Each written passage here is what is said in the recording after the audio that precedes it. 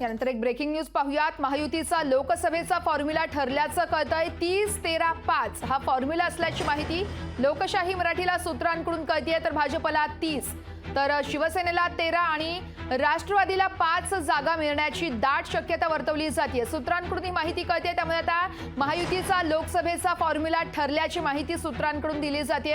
अनेक दिवसांपासून जागावाटपावरती शिक्कामोर्तब होत नव्हता, मात्र आता हाच फॉर्म्युला ठरल्याची माहिती लोकशाही मराठीला विश्वसनीय सूत्रांकडून कळते। ती म्हणजे 30-13-5, अर्थातच भाजपला 30, शिवसेनेला 13 आणि राष्ट्रवादीला 5 जागा मिळण्याची दाट शक्यता आहे। तर हा फॉर्म्युला ठरल्याची माहिती लोकशाही मराठीला सूत्रांकडून कळतेय।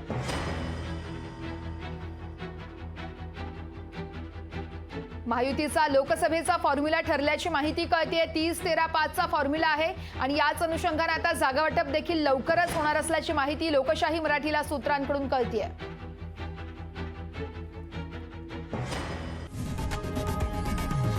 लोकशाही मराठी ऐका, पहा, जागरूक रहा।